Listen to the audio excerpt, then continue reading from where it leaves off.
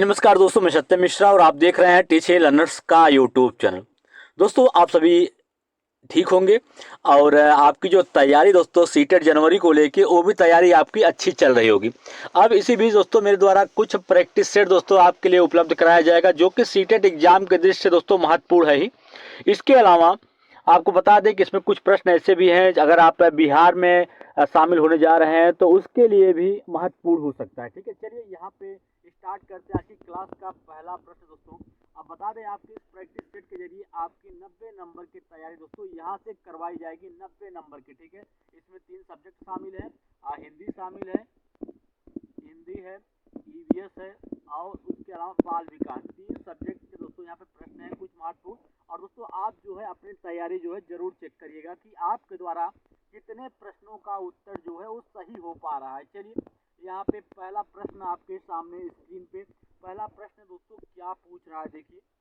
पहला प्रश्न पूछ रहा है, कई बार बच्चे जब स्कूल आते हैं तो 2 या 3 भाषाओं को, बस यहाँ पे खाली स्थान दिया गया है, और बोलने की क्षमता से लैस होके आते हैं। तो दोस्तों जब बच्चा पहली बार स्कूल आता है तो 2 या 3 भाषाओं को और बोलने की क्षमता से लैस आता है, पढ़ने की क्षमता से, लिखने, रटने या समझने की। दोस्तों जब छोटा बच्चा होता है तो जब बच्चा स्कूल में पहली बार आता है तो कई भाषाओं को समझने और बोलने की जो क्षमता होती है उससे लैस होके आता है। समझने की क्षमता, जाहिर सी बात है, जब बच्चा छोटा रहता है तो आप खुद देखेंगे छोटा बच्चा होता है अनुकरण द्वारा, लोगों को सुन सुन के जहाँ रहता है वहाँ जैसा माहौल होता है दोस्तों उस तरीके से बच्चा जो है वो भाषा का अर्जन कर लेता है। भाषा अर्जन के लिए किसी भी प्रकार की किसी नियम की जरूरत नहीं होती है, बच्चा जैसा सुनता है वैसा बोलता है। ठीक है, तो परिवार में जैसे इंग्लिश लोग बोलते हैं तो बच्चा जो है बिना किसी स्कूल गए ही वो अंग्रेजी बोलना सीख लेता है। इसी तरीके से जो बच्चा होता है वो भाषाओं को समझने और बोलने की क्षमता से लैस होकर स्कूल में आता है। तो इस प्रश्न का राइट जवाब ऑप्शन नंबर 4 होगा। चलते हैं अगले प्रश्न पे। प्रश्न संख्या नेक्स्ट दोस्तों। अब यहाँ पे प्रश्न नेक्स्ट करा है कि हिंदी भाषा की कक्षा में एक बच्चा बोलते समय अपनी मातृभाषा के शब्दों का प्रयोग करता है, ऐसी स्थिति में आप क्या करेंगे। दोस्तों यहाँ पे एक बच्चा है, जब जाहिर सी बात है जब बच्चा प्राथमिक स्कूल में जाएगा या पहली बार पढ़ने के लिए जाएगा तो वहाँ पे जो बच्चा है अपनी मातृभाषा का अधिक उपयोग करेगा, क्योंकि दोस्तों शुरू से बच्चा जो है अपनी मातृभाषा का उपयोग करते हुए चला आया है। तो जाहिर सी बात है जब स्कूल में पहली बार जाएगा तो उस समय अपनी मातृभाषा के शब्दों का जो है वो अधिक बार प्रयोग करेगा। तो ऐसी स्थिति में अगर आप एक शिक्षक हैं तो उस समय आपको क्या करना चाहिए, ये पूछ रहा है इस प्रश्न में। उसे टोकेंगे नहीं और उसकी मातृभाषा के शब्दों के स्थान पर हिंदी के शब्दों का प्रयोग कर वाक्य को दोहराएंगे। उसे टोकेंगे नहीं और उसकी मातृभाषा के शब्दों का ही प्रयोग स्वयं भी करेंगे। उसे टोकेंगे और उसकी मातृभाषा के शब्दों के स्थान पर हिंदी के शब्दों का प्रयोग दृढ़ता से करवाएंगे। दोस्तों बच्चा जो है उससे किसी प्रकार की कोई जोर जबरदस्ती नहीं करनी है। दृढ़ता मतलब उससे किसी प्रकार का फोर्स नहीं करना है, न बच्चे को डांटना है। बच्चे को जो चीजें सिखानी है उसको प्यार से सिखानी है। ठीक है, जहाँ पे दृढ़ता से बात आ जाए, जबरदस्ती की बात आए, वो आपका निगेटिव जवाब होता है, वो तुरंत आप काट दीजिए। अब आपके पास 3 ऑप्शन बच रहा है। उसकी भाषिक अभिव्यक्ति पर ध्यान नहीं देंगे और पाठ जारी रखेंगे। जब एक बच्चा है दोस्तों क्लास में, वो अपनी मातृभाषा का प्रयोग करके चीज़ों को बता रहा है तो उसकी अभिव्यक्ति पर ध्यान नहीं देंगे, गलत बात है दोस्तों। उसकी अभिव्यक्ति पर ध्यान दिया जाएगा और उसी शब्दों के स्थान पर हिंदी के शब्दों का प्रयोग करके वाक्य को दोहराएंगे। चलिए यहाँ पे जो ऑप्शन नंबर इसका फर्स्ट है कि उसे टोकेंगे नहीं। बच्चा जो है अगर मातृभाषा में आंसर या जवाब देना चाहता है तो उसे रोकना नहीं चाहिए। ठीक है, और उसकी मातृभाषा के शब्दों के स्थान पे हिंदी के शब्दों का प्रयोग कर वाक्य को दोहराएंगे। जाहिर सी बात है जब बच्चा जो है वो जिस चीज में, जिस भाषा में बोलने में सहज हो, जिस भाषा में वो बोल के अपनी अभिव्यक्ति दे सके, उसी भाषा में उसको बोलने की अनुमति देनी चाहिए। उसे टोकना नहीं चाहिए। ठीक है, बल्कि जो भाषा वो प्रयोग कर रहा है उसी भाषा के स्थान पे अपनी हिंदी भाषा के शब्दों का प्रयोग करना चाहिए, बस। आगे दोस्तों नेक्स्ट प्रश्न है। कहा जा रहा है कि नाटक शिक्षण में कक्षा अभिनय प्रणाली के प्रयोग से, नाटक शिक्षण में कक्षा अभिनय प्रणाली के प्रयोग से शिक्षक एवं बच्चों का समय व्यर्थ होता है। पात्रानुसार बच्चों द्वारा अभिनय से सीखने की प्रक्रिया में तेजी आती है, बच्चों पर विपरीत प्रभाव पड़ता है, इसमें से कोई नहीं।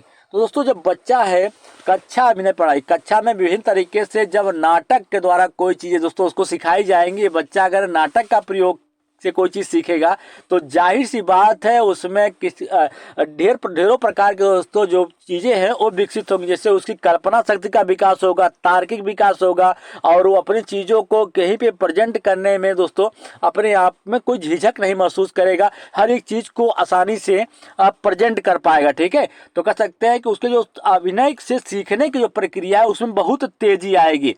दोस्तों जाहिर सी बात है कि कक्षा में अगर बच्चे को अभिनय द्वारा या नाटक के द्वारा कोई चीज़ें शिक्षण दी जा रही है तो जाहिर सी बात है बच्चा जो है एक्टिव रहेगा उस चीज़ को सीखने के लिए। ठीक है, पात्रानुसार बच्चों द्वारा अभिनय से सीखने की प्रक्रिया में तेजी आती है। बहुत ही अच्छी बात है दोस्तों। प्रश्न संख्या 3 का राइट जवाब ऑप्शन नंबर सेकंड है। चलते हैं अगले प्रश्न पे दोस्तों। अगला प्रश्न है, यहाँ पे पूछा है भाषा अर्जन के संबंध में कौन सा कथन सही है। भाषा अर्जन, यहाँ पे भाषा अधिगम की बात नहीं की जा रही दोस्तों, यहाँ पे भाषा अर्जन की बात की जा रही है। भाषा अर्जन के संबंध में कौन सा कथन सही है। यह सहज होता है, यह सरल होता है, यह कठिन होता है, यह सीखा जाता है। भाषा अर्जन, भाषा अर्जन दोस्तों शब्द से ही आप समझ जाएंगे कि भाषा का अर्जन मतलब बच्चा जहाँ पे रहता है जिस माहौल में वहाँ आसपास की जो चीजें होती हैं उसको सुन के, किसी का अनुकरण करके या अपने समाज में जो चीजें बोली जाती हैं उसको सीखना ही दोस्तों क्या कहलाता है, भाषा अर्जन कहलाता है। ठीक है, भाषा अर्जन के लिए किसी प्रकार के नियम की जरूरत नहीं होती है, बच्चा जिस माहौल में रहेगा उस तरीके से वहाँ की भाषा को खुद ही ग्रहण कर लेगा। उसे जैसे दोस्तों आप छोटे बच्चे को देखे होंगे कि वहाँ पे जैसे लोग बोलते रहते हैं कभी कभी बच्चा उन्हीं का अनुकरण करके वैसे ही चीजें खुद दोहराता रहता है। ठीक है, इस तरीके से भाषा जो होता है अर्जन के, भाषा अर्जन जो होते हैं भाषा का अर्जन कर लेता है। बच्चा जो होता है स्कूल जाने से पहले उसे किसी प्रकार का कोई नियम नहीं बताया जाता है कि आप भाषा है इस तरीके से सीखिए या ऐसे करिए। बच्चा जो होता है अपने पास आस पास के लोगों से चीजें सीखता है, और जब बच्चा स्कूल में जाता है तो कई तरीकों के भाषा से लैस होके जाता है। ठीक है, तब वहाँ पे जब उसको भाषा अधिगम होता है, भाषा का अधिगम मतलब भाषा को अच्छी तरीके से ज्ञान करना या अच्छी तरीके से जानना, वो भाषा अधिगम कहलाता है। यहाँ पे भाषा अर्जन होता है। ठीक है, जैसे आप देखेंगे कि बच्चा सब कुछ बोल लेता है लेकिन वो चीजें लिख नहीं पाता है, इसका मतलब है उसे भाषा अधिगम नहीं, उसे भाषा अर्जन का ज्ञान है। ठीक है, तो भाषा अर्जन एक क्या होता है, सहज होता है। चलते हैं अगले प्रश्न पे। प्रश्न संख्या दोस्तों नेक्स्ट है। अब यहाँ पे पूछा जा रहा है कि भाषा शिक्षण का क्या उद्देश्य होना चाहिए। भाषा जो होती है भाषा सिखाने का या भाषा शिक्षण का उद्देश्य क्या होता है। हर एक चीज का दोस्तों एक निश्चित उद्देश्य होता है। बच्चा पढ़ाई करता है ताकि दोस्तों वो अपनी बातों को या कह सकते हैं कि उसको एक अच्छी जॉब मिल सके और समाज में दोस्तों हर एक कहीं पे अपनी चीज़ों को रख सके या बोल सके। ठीक है, इसलिए बच्चे को ज्ञान दिया जाता है या भाषा शिक्षण का ज्ञान होता है। तो यहाँ पे भाषा सिखाने का क्या उपदेश होता है। जैसे बच्चा भाषा इंग्लिश भाषा सीखता है, उर्दू भाषा सीखता है या फ्रेंच सीखता है, तो इसलिए सीखता है ताकि उसको हर परिस्थितियों में उस भाषा का जो है उपयोग कर सके। यहाँ पे भाषा शिक्षण का क्या उद्देश्य है, विद्यार्थियों को अकादमिक वार्तालाप कौशल में सक्षम बनाना, विद्यार्थियों को सभी परिस्थितियों में अर्थपूर्ण ढंग से प्रतिक्रिया करने में सक्षम बनाना, विद्यार्थियों को सवालों के जवाब देने में सक्षम बनाना, विद्यार्थियों को परीक्षाओं में बेहतर प्रदर्शन करने में सक्षम बनाना। दोस्तों भाषा शिक्षा, भाषा सिखाने का दोस्तों यही उद्देश्य होता है बच्चों का, ताकि बच्चा जो होता है हर एक परिस्थितियों में अपनी बात को रख सके या वो बोल के रख सके या उस चीज को लिख के प्रेजेंट कर सके। तो ये कर सकते हैं दोस्तों, विद्यार्थियों को सभी स्थितियों में अर्थपूर्ण ढंग से प्रतिक्रिया करने में सक्षम बनाना। इस प्रश्न का राइट जवाब ऑप्शन नंबर सेकंड है। दोस्तों जाहिर सी बात है भाषा इसीलिए सीखी जाती है कि कहीं पे हम अपनी बात को रख सके। सबसे इम्पोर्टेंट बात है अर्थपूर्ण ढंग से हम अपनी प्रतिक्रिया व्यक्त कर सके और अपनी बातों को वहां पे रख सके। चलिए आगे चलते हैं। प्रश्न संख्या नेक्स्ट है दोस्तों। अब प्रश्न संख्या नेक्स्ट करें कि बच्चों का अपने लेखन के प्रति आत्मविश्वास जगाने के लिए जरूरी है कि उनकी वर्तनी की शुद्धता को सराहा जाए दोस्तों, सराहा जाए। ठीक है, सॉरी, यहाँ पे बोला जा रहा है कि बच्चों का अपने लेखन के प्रति आत्मविश्वास जगाने के लिए जरूरी है कि उनकी वर्तनी की शुद्धता को सराहा जाए, उनके द्वारा लिखी बात का सम्मान किया जाए और उनके लिखने की गति पर ध्यान दिलाया जाए, उनके अक्षरों को बनावट की प्रशंसा की जाए। तो यहाँ पर दोस्तों बच्चों को अपने लेखन के प्रति आत्मविश्वास जागृत करने के लिए उनकी जो वर्तनी की शुद्धता है उसको सराहा जाना चाहिए। अन्य चीज़ों पर ध्यान नहीं देना चाहिए, बच्चा किस तरीके से लिख रहा है, क्या कर रहा है, मतलब उसकी लिखावट अच्छी है कि नहीं है, इन सब चीज़ों पर ध्यान नहीं देना चाहिए दोस्तों। उसका जो बच्चा जो वर्तनी लिखा है, वहाँ पर जो शब्दों को लिखा है, उस वर्तनी की शुद्धता को सराहा जाना चाहिए, उसकी प्रशंसा करनी चाहिए। तो यहाँ पे दोस्तों इस प्रश्न का राइट जवाब ऑप्शन नंबर फर्स्ट हो जाएगा। चलते हैं अगले प्रश्न पे।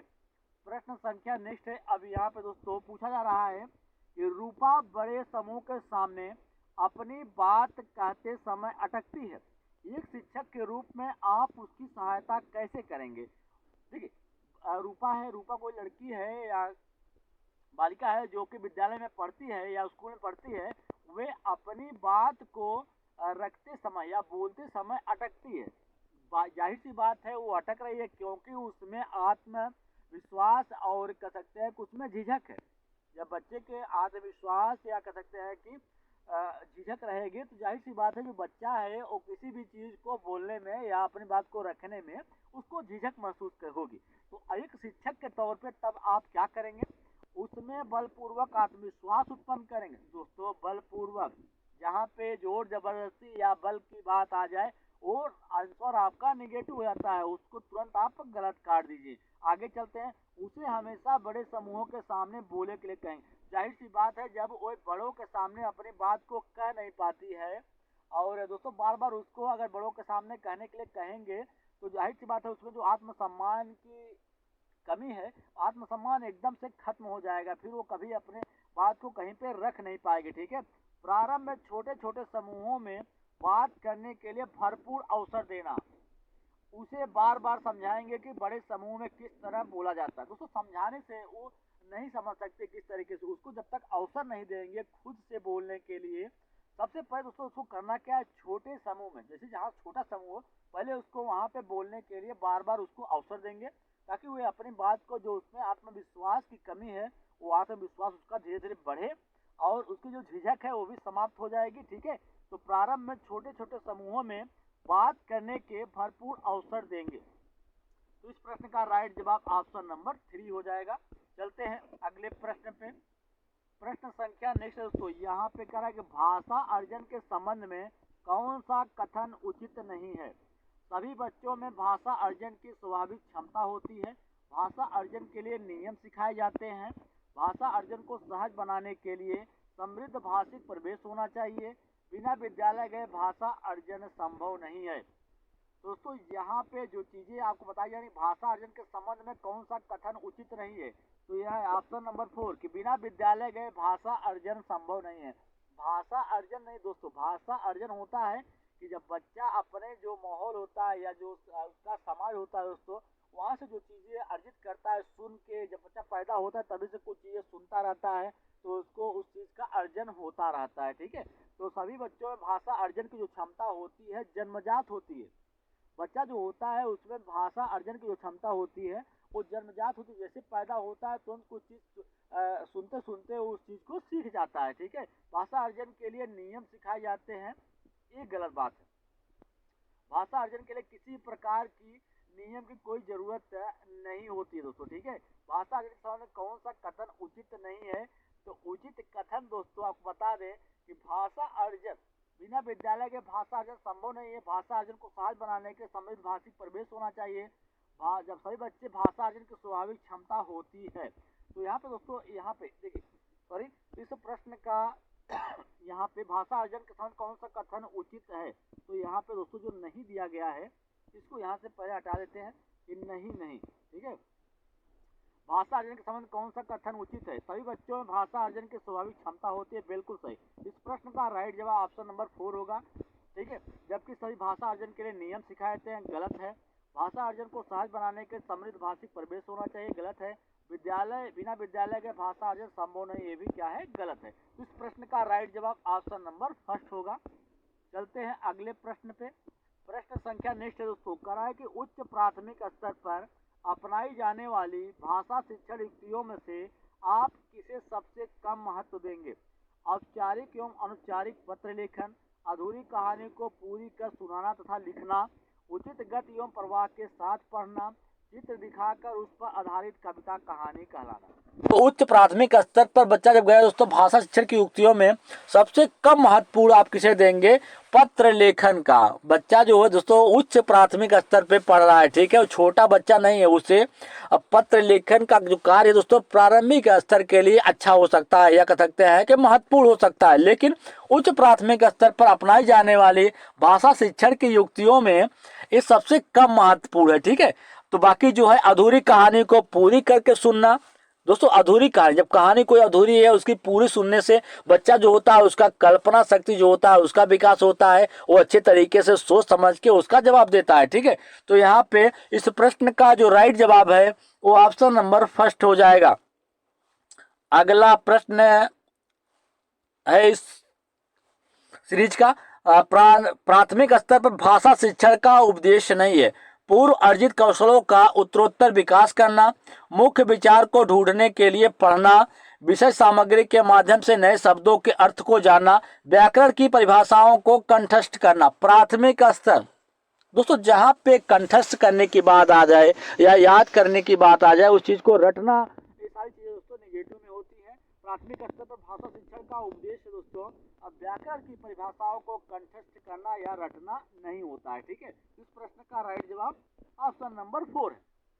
ये दोस्तों अब यहाँ से आपके कुछ महत्वपूर्ण प्रश्न हैं जो कि ईवीएस के हैं, पर्यावरण अध्ययन के, ठीक है। तो पहला प्रश्न जो इसमें से है वो पूछ रहा है कि यदि हम पक्षियों को देखते हैं तो हम पाते हैं कि अधिकांश पक्षी अक्सर अपनी गर्दन हिलाते हैं, इसका कारण क्या है? दोस्तों अगर हम भी पक्षियों को देखते हैं और अगर आप भी कभी पक्षियों को देखे होंगे तो एक सबसे बड़ा आप उसमें देखे होंगे, पक्षियां जो होती हैं अपनी गर्दन को अक्सर हिलाती रहती हैं, ठीक है। तो एक कारण क्या होता है, ऐसा क्यों करती हैं? चलिए यहाँ पे ऑप्शन देखते हैं। ऑप्शन एक है कि उनके कान ढके होते हैं और वे उड़ सकते हैं। उड़ तो सकते हैं, जाहिर सी बात है, और उड़ना और कान ढके होने से वे अपनी गर्दन को हिलाएंगे, गलत बात है, बिल्कुल गलत। पक्षियों की दो आंखें होती हैं, बिल्कुल, तो दोस्तों गलत हो जाएगा। दो आंखें होने का मतलब ये नहीं है कि वो अपनी गर्दन को हिलाएंगे, उनकी आंखें एक समय में दो अलग अलग वस्तुओं पर ध्यान केंद्रित कर सकती हैं। अधिकांश पक्षियों में आंखें स्थिर होती है दोस्तों, यही मेन कारण है कि उनकी जो आंखें होती है वो स्थिर होती है, अपने जगह से हिल डुल नहीं सकती है। इस कारण से वे चीजों को देखने के लिए अपनी गर्दन को आगे पीछे जो है वो करता रहता है। चलिए अगला प्रश्न पे चलते हैं। प्रश्न संख्या नेक्स्ट है, और सभी प्रश्न दोस्तों अच्छे कहे जा सकते हैं कि जहां तक हम देख सकते हैं कुछ पक्षी हमसे 4 गुना अधिक देख सकते हैं। ये पक्षी कौन से हैं? कौवा, चील, कोकिला, बाज, कबूतर, तोते, चील, बाज, गिद्ध, कबूतर, कौवे, मोर। दोस्तों जहाँ तक हम चीज़ों को देख सकते हैं कुछ पक्षी ऐसे होते हैं जो कि हमसे 4 गुना अधिक दूरी की वस्तुओं को देख सकते हैं। वे कौन से होते हैं? चील, बाज और गिद्ध। तो इस प्रश्न का राइट जवाब ऑप्शन नंबर 3 होगा। ये दोस्तों अगले प्रश्न पे चलते हैं। प्रश्न संख्या नेक्स्ट है। अब यहाँ पे आपके सामने प्रश्न संख्या नेक्स्ट है। अब यहाँ पे पूछा रहा है कि दृष्टिबाधित विद्यार्थियों को पर्यावरण अध्ययन शिक्षण के लिए निम्नलिखित में से कौन सी युक्ति सर्वाधिक उपयुक्त होती है? दृष्टिबाधित विद्यार्थी दोस्तों, कुछ लोगों को दृष्टिबाधिता जो होती है जन्मजात होती है, कुछ लोग को दोस्तों कभी दोस्तों चोट लगने के कारण उनकी आंखों की जो रोशनी होती है वो कम होती है या चली जाती है। तो कई कारण हो सकते हैं दृष्टिबाधित होने का। तो दृष्टिबाधित विद्यार्थियों को पर्यावरण अध्ययन शिक्षण में कौन सी युक्ति जो है वो सर्वाधिक उपयुक्त है? कक्षा में मिश्रित सहपाठी समूह बनाएंगे, किसी कार्य को पूरा करने के लिए अधिक समय देंगे, किसी भी कार्य को भागों में बांटेंगे और प्रत्येक भाग को अलग अलग पढ़ाएंगे, स्पष्ट शिक्षण अधिगम सामग्री का अधिक प्रयोग करेंगे। जाहिर सी बात है जो बच्चा है वो देख नहीं सकता, वो चीज़ों को सुन तो सकता है लेकिन चीज़ों को देख नहीं सकता। इसलिए जितना ज़्यादा हो सके उसे निर्देशन का काम देना चाहिए, या कोई चीज़ दोस्तों रिकॉर्डिंग है उस चीज़ को सुनाना चाहिए ताकि बच्चा जो है उस चीज़ को सुन के समझ सके, या चीज़ों को स्पर्श करानी चाहिए। स्पर्श शिक्षण सामग्री का अधिक से अधिक जो है वो उपयोग करना चाहिए। दोस्तों इस प्रश्न का राइट जवाब ऑप्शन नंबर 4 होगा। चलते हैं अगले प्रश्न पे। प्रश्न संख्या नेक्स्ट है, यहाँ पे पूछा जा रहा है कि पर्यावरण अध्ययन के शिक्षक के लिए अपनी कक्षा में वास्तविक चुनौती है विद्यार्थियों को सूचना देना, विद्यार्थियों को कार्य पत्रक देना, विद्यार्थियों को उनके सीखने का अवसर देना, गृह कार्य देना।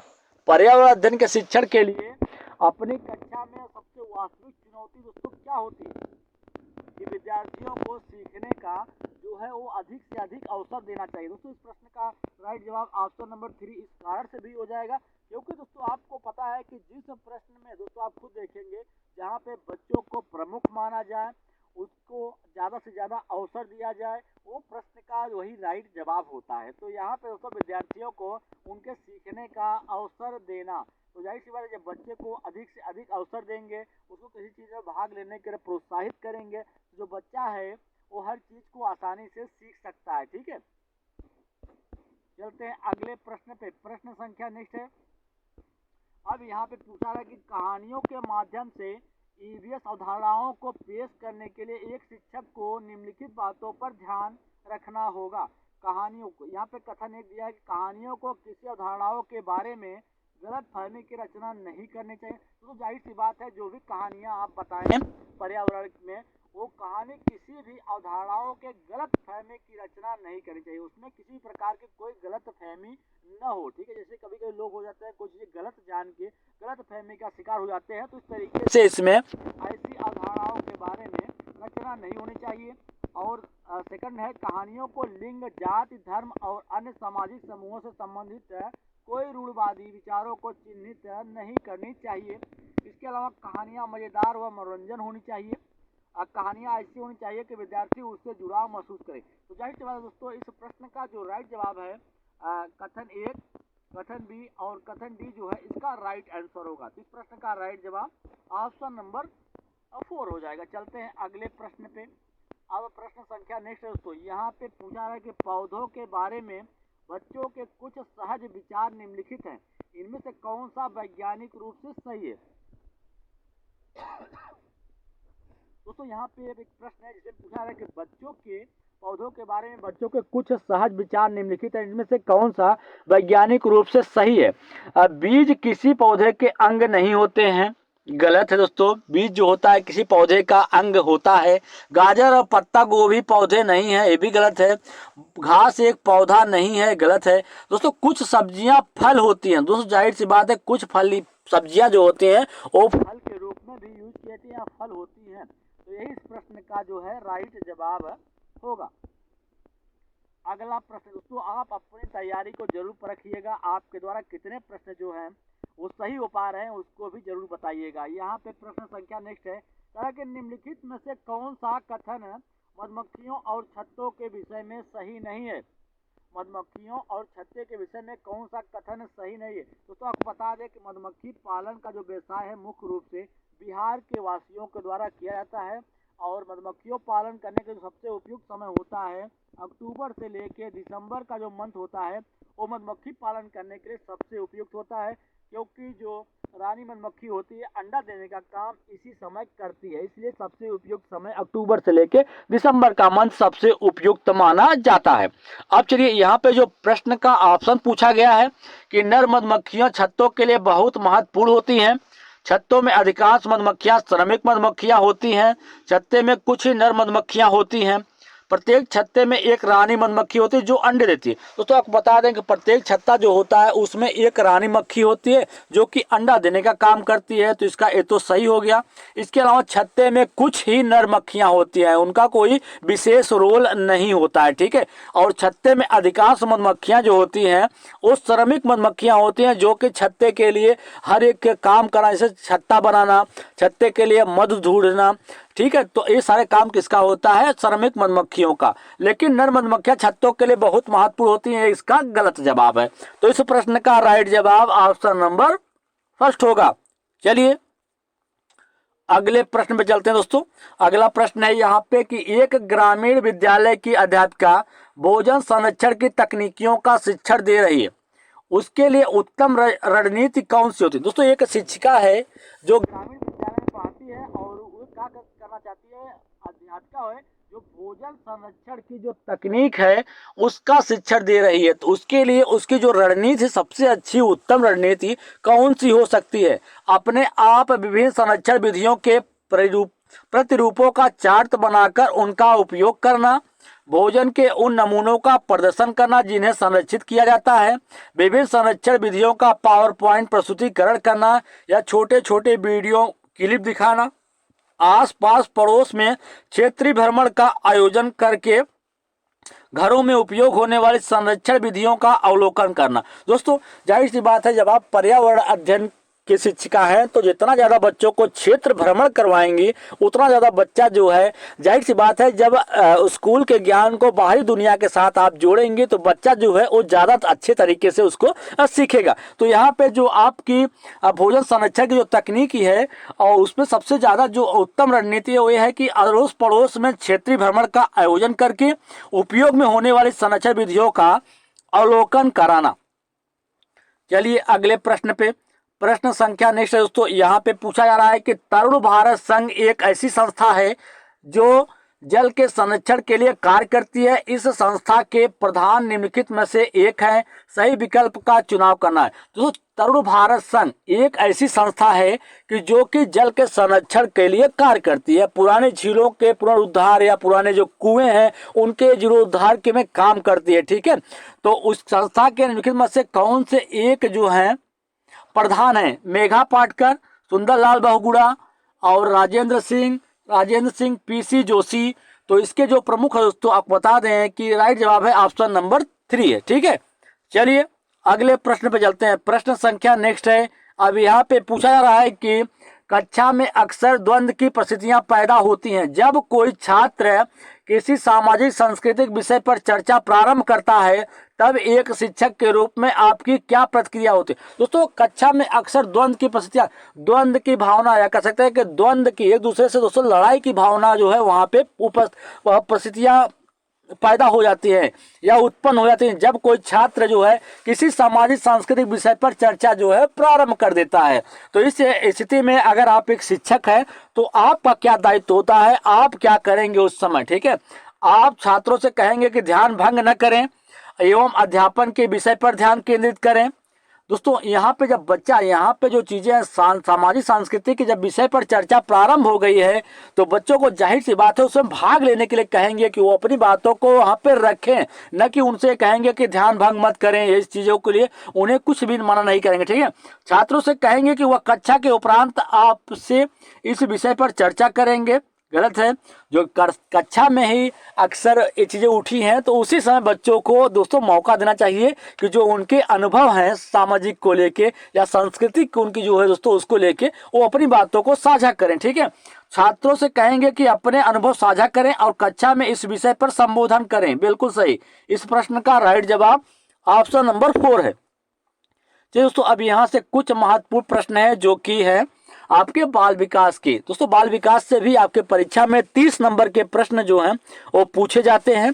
तो इसमें पहला प्रश्न है कि शर्म और गर्व की भावना अवस्था में विकसित होती है, शैशवावस्था, बाल्यावस्था, किशोरावस्था या उपयुक्त में से कोई नहीं। तो शर्म व गर्व की जो भावना होती है दोस्तों किस अवस्था में उत्पन्न होती है? दोस्तों मैं आपको बता दूं ये जो भावना होती है बाल्यावस्था में भावना का विकास है या अवस्था में विकसित होती है। ठीक है, चलिए अगले प्रश्न पे चलते हैं। प्रश्न संख्या नेक्स्ट है। अब यहाँ पे पूछा रहा कि अधिगम की प्रक्रिया में अभिप्रेरणा का क्या कार्य है? अभिप्रेरणा किसी को दोस्तों किसी आंतरिक रूप से अभिप्रेरित करना किसी चीज को सीखने के लिए, ठीक है, या उसमें रुचि जागृत करना किसी चीज के लिए, वही क्या कराती है? अभिप्रेरणा कराती है।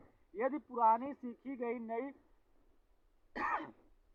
पुरानी सीख से नई सीख के अंतर को दर्शाता है, यह शिक्षार्थियों को अप्रत्यक्ष रूप से सोचने पर मजबूर करता है, यह अधिगमकर्ता की याददाश्त तेज करता है, यह युवा अधिगमकर्ताओं के बीच अधिगम के लिए रुचि पैदा करता है। दोस्तों जाहिर सी बात है, अभिप्रेरणा किसी चीज को आंतरिक रूप से किसी चीज को जानने के लिए प्रेरित करना ही अभिप्रेरणा कहलाती है। दोस्तों यहाँ पे यह युवा अधिगमकर्ता, जो युवा है अधिगमकर्ता के रूप में, अधिगमकर्ता होता है जो किसी चीज को सीख रहा होता है, के बीच अधिगम के लिए, सीखने के लिए रुचि का विकास करना। तो इस प्रश्न का राइट जवाब ऑप्शन नंबर 4 हो जाएगा। ठीक है, चलिए दोस्तों अगले प्रश्न पे, प्रश्न संख्या नेक्स्ट है।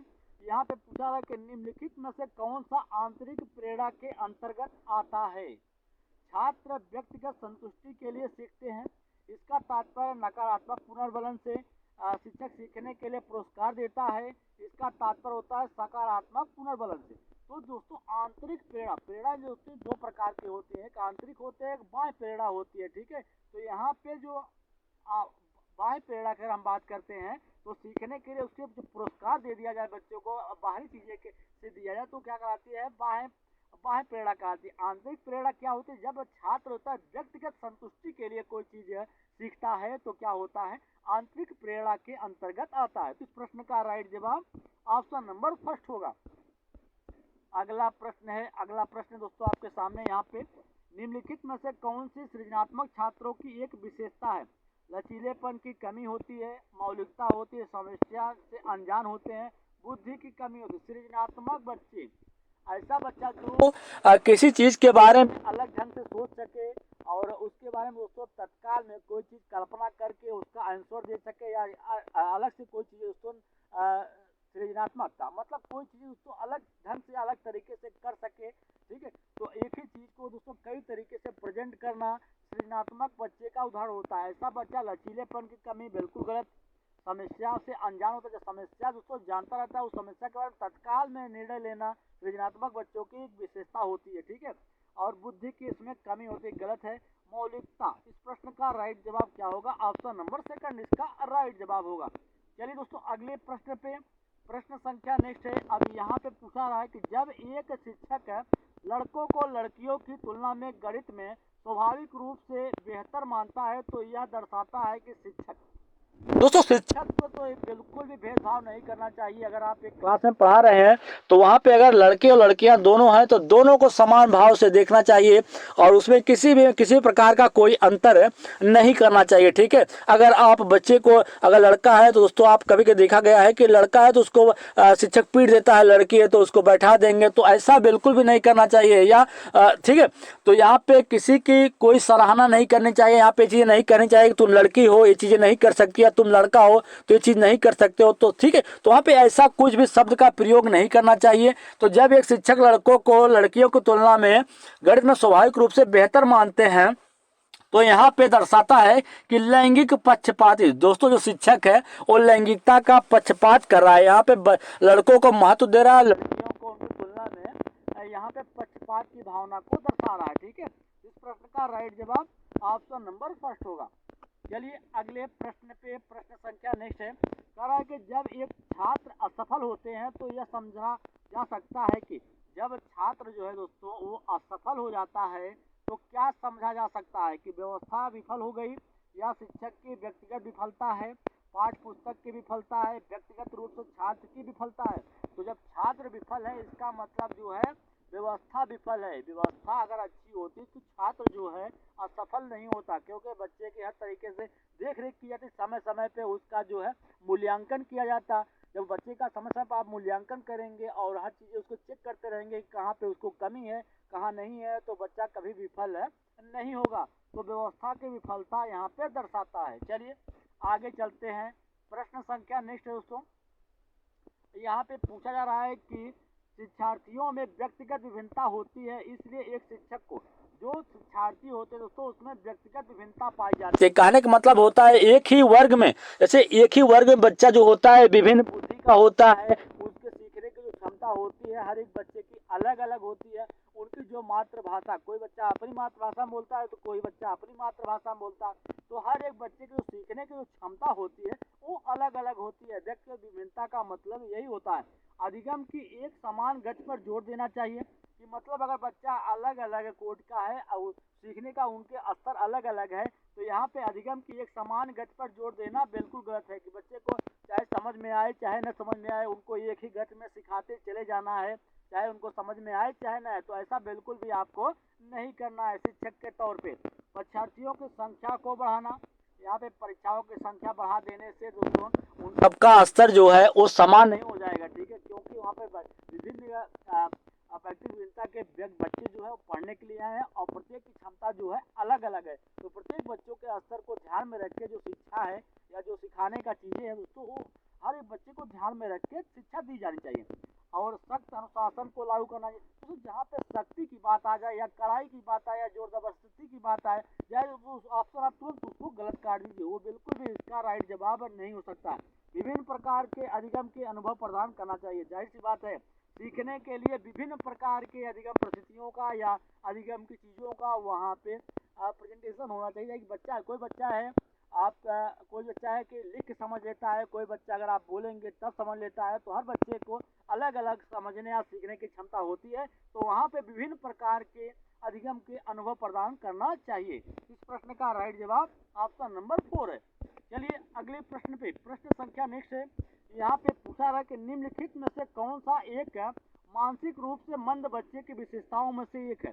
मानसिक रूप से मंद है बच्चा, तो उसकी विशेषता कौन सी? सामाजिक अक्षमता या सामान्य बौद्धिक कार्य, पर्याप्त भाषा विकास, उपरोक्त में से कोई नहीं। तो सामाजिक अक्षमता दोस्तों, जाहिर सी बात है जब बच्चा का मानसिक रूप से मंद रहेगा तो सामाजिक रूप से असक्षम रहेगा, समाज में अपनी बातों को नहीं कर पाएगा, समाज से उसका अलगाव रहेगा हमेशा, ठीक है, समाज से वो भिन्न रहने की कोशिश करेगा। तो ये होता है सामाजिक रूप से असक्षम बच्चे क्या होते हैं, मानसिक रूप से मंद बच्चों की एक विशेषता होती है। चलिए अगले प्रश्न पे, प्रश्न संख्या नेक्स्ट है।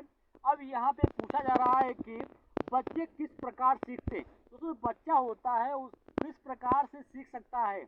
कोई चीजें होती हैं, बच्चा जो होता है उसके चीज को पढ़ के सीख सकता है, सुनकर, देखकर या क्रिया करके।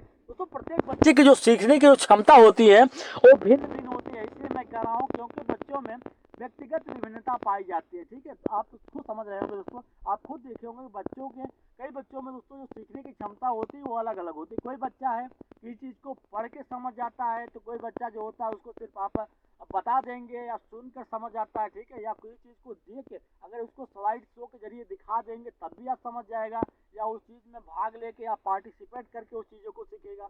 तो बच्चा जो होता है कई प्रकार से सीख सकता है। तो इस प्रश्न का राइट जवाब ऑप्शन नंबर डी होगा। चलिए अगले प्रश्न पे, प्रश्न संख्या नेक्स्ट है दोस्तों। यहाँ पे पूछा है कि निम्नलिखित में से कौन सा बच्चा मध्य बाल्यावस्था की अवस्था में होगा। एक बच्चा जो सामाजिक संदर्भों में नकल सीखना शुरू करता है, एक बच्चा जो अमूर्त विचारों को आसानी से अनुकरण करता है, एक बच्चा जो सहभागी खेल में सम्मिलित नहीं हो सकता, एक बच्चा जो तार्किक रूप से तर्क कर सकता है और संरक्षण का कार्य कर सकता है। बिल्कुल बस जो सही बात है।